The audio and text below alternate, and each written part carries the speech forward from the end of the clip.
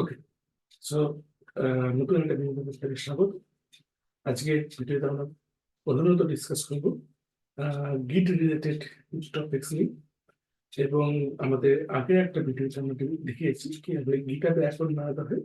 তো তোমরা সেই ভিডিওটা সম্ভব এখানে ক্লিক করে লিঙ্কে দেখতে পাবে, এখানে বা এখানে পেয়ে যাবে।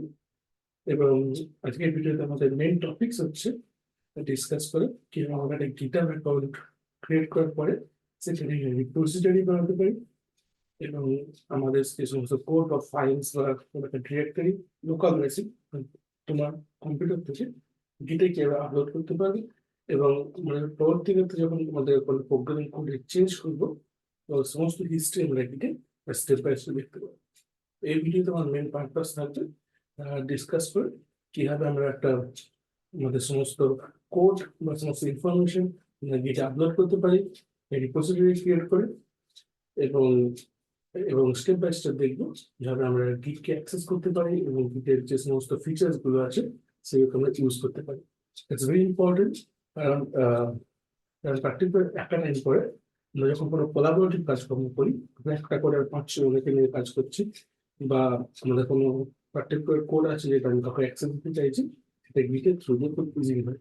এই সেন্সে গিট খুবই ইম্পর্টেন্ট একটা প্ল্যাটফর্ম, এটা open source. So let's start. Let me see my screen. Okay. তো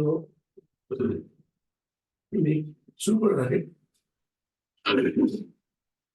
একটুখানি স্লো করা যায়। আমি একটা এখানে কোড লিখেছি, সামথিং ওয়েলকাম ডট সিপিপি। এটা আমি সি প্লাস প্লাস কোড।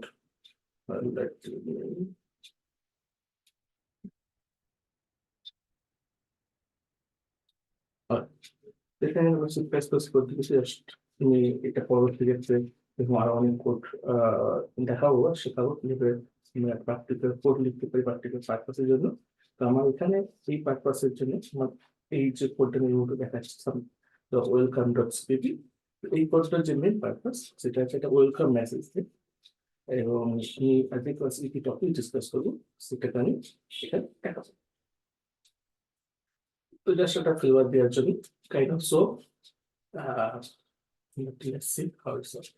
তো আমার কোডটা এখানে আছে, আমি কি করবো কোডটাকে এক্সিকিউটেবল করবো। এটা ডিসকাস করবো পরে ডিটেলস, প্রতিটা মানে কি execute.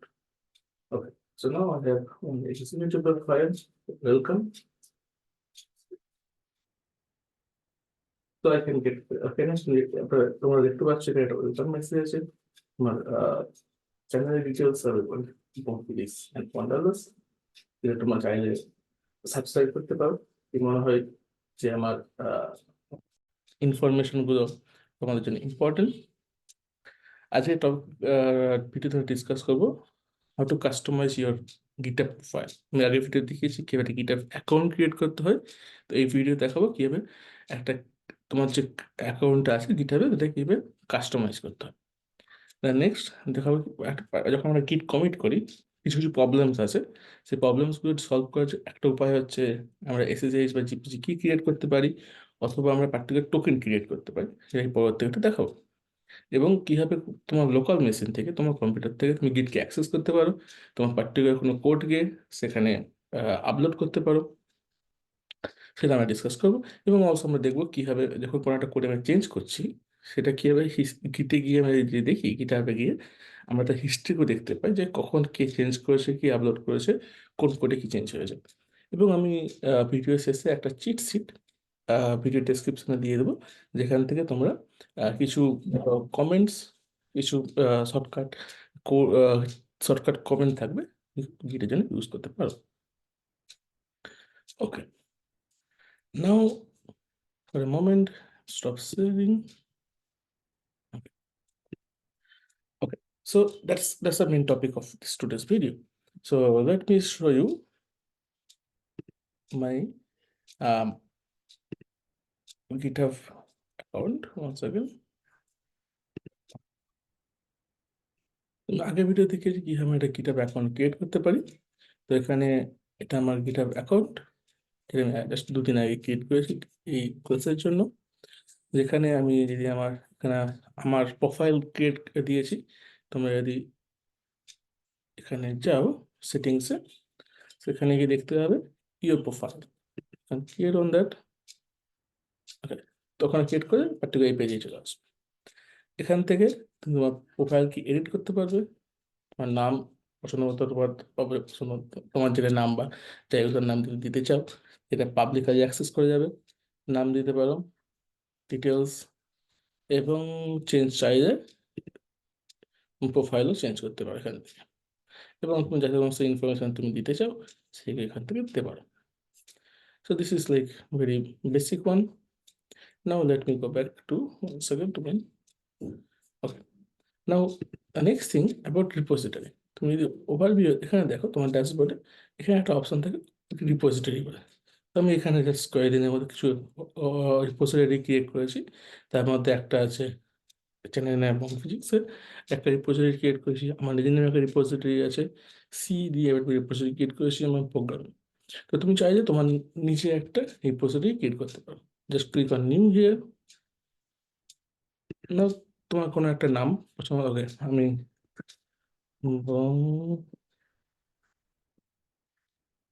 basic is not available because already it's taken, then we give to এবং এটা আমি পাবলিক রাখছি। এখানে আমি রিডমি ফাইলটা নিচ্ছি নি, কারণ আমি ইনফরমেশন কিছু দরকার, তো আমি জাস্ট এটা রাখছি পাবলিক, দেন ক্রিয়েট রিপোজিটরি।